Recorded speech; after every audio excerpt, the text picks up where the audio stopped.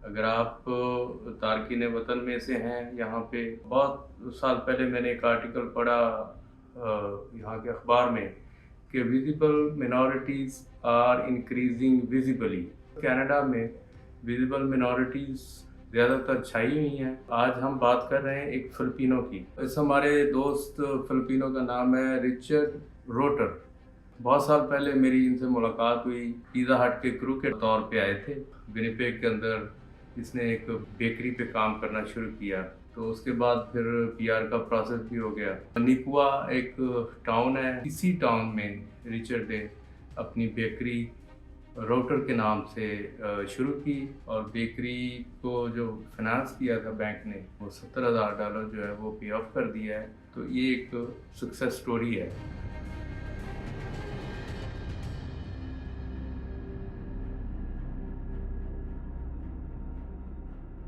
बिस्मिल्लाहिर्रहमानिर्रहीम। दोस्तों, मैं हूं Saeed Ejaz Gilani.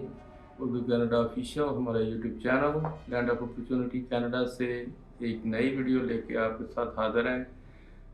Land of opportunity Canada को इसलिए कहा जाता है कि यहाँ हर एक को यकसा मौके मिलते हैं तरक्की करने के। अगर आप तारकीन वतन में से हैं, यहाँ पे जिनको विजिबल मिनॉरिटी यहाँ कहा जाता है कनाडा में, तो बहुत साल पहले मैंने एक आर्टिकल पढ़ा यहाँ के अखबार में कि visible minorities are increasing visibly. तो हालत ये हो गई है कि अब 5 में से 3 विजिबल मिनॉरिटी हैं, यानी 2 गोरे रह गए हैं जो मुकामी हैं।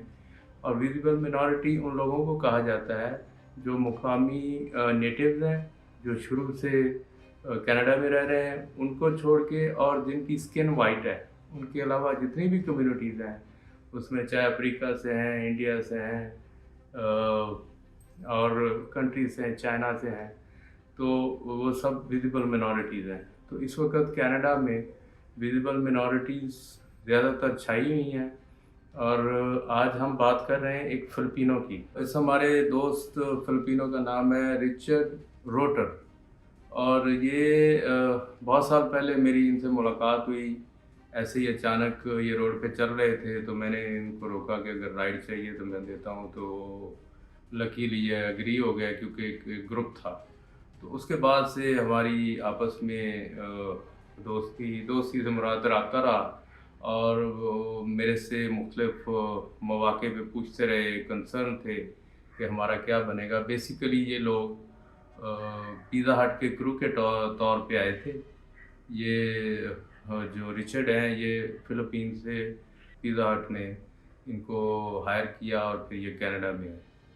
अब कनाडा में पिज़्ज़ा हट की जॉब के दौरान मुझे इसने बताया कि हमारे आवर्स कम कर दिए गए हैं, हमारा क्या बनेगा, हमें पीआर कब मिलेगी। लेकिन फाइनली सारे प्रोसेस हो गए और विनिपेग के अंदर इसने एक बेकरी पे काम करना शुरू किया। और वो जब तजर्बा हो गया, तो अब आप देखिए कि एक बड़े शहर से छोटे शहर टाउन को मूव करना और फिर एक कामयाबी से वहाँ अपना बिज़नेस चलाना, तो ये एक सक्सेस स्टोरी है। निपुआ एक टाउन है जो विनिपेग से 175 किलोमीटर दूर हाईवे 16 के ऊपर है।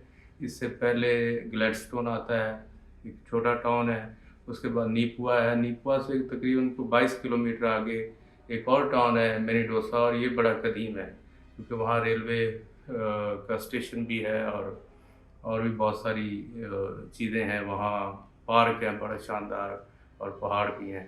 तो मेरी मुलाकात हुई और इसने वहाँ, रिचर्ड ने बेकरी बना रखी है, अपना बिज़नेस चला रहा है। अब निपुआ की जो आबादी है वो तकरीबन 6,000 के करीब है, यानी चंद हज़ार ही है, और उसमें से 2,000 फिलिपिनो हैं।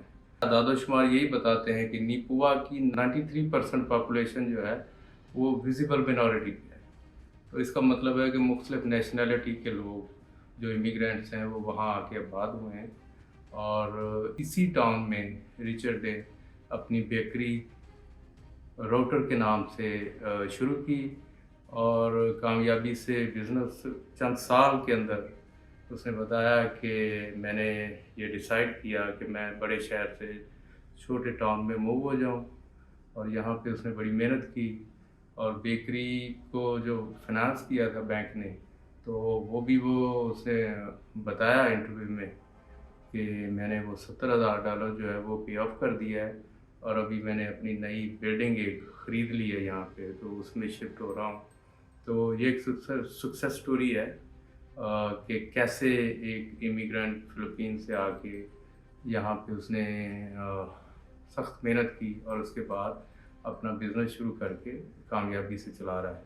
तो ये दूसरे लोगों के लिए भी एक इंस्पिरेशन है। आइए रिचर्ड से बात करते हैं, क्योंकि बज़ाहिर फिलिपिनोज़ सॉफ्ट स्पोकन होते हैं और शर्मीले भी होते हैं, तो आपको इंटरव्यू में भी नज़र आएगा कि वो किस तरह से अपनी स्टोरी बता रहा है। और कुछ हमने उससे मशवरा भी तलब किया है कि जो नए इमिग्रेंट्स हैं, किस क्वालिफ़िकेशन के लोगों को यहाँ आना चाहिए, तो वो भी इस वीडियो में उसने हमसे शेयर किए हैं।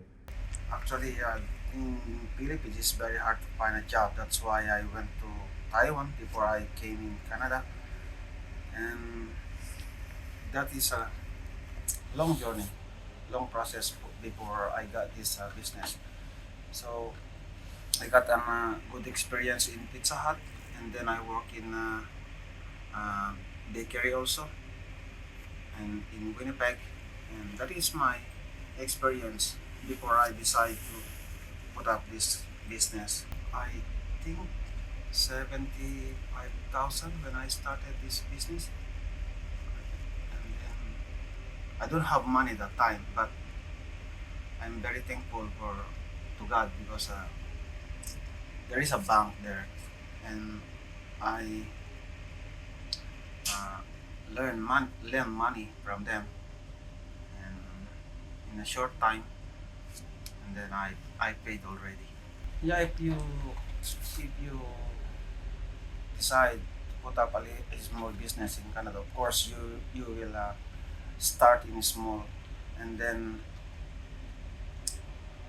for me, better to put up a small business than to work to somebody, or better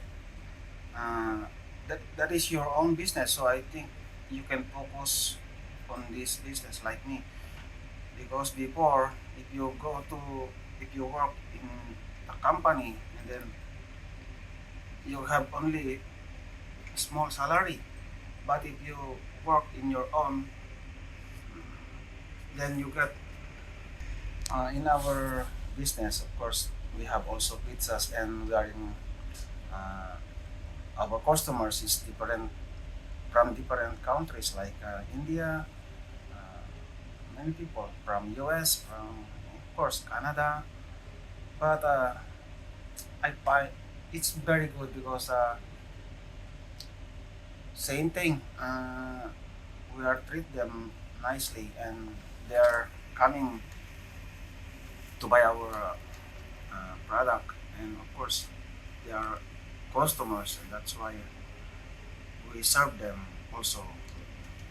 We are happy to serve them, of course. I I think if you have a good skill like how to operate a business, this is better. And if you have good education is good also, but the important is experience. Experience is the best, because if you have if you know a lot but you don't have any experience, how can you do your business?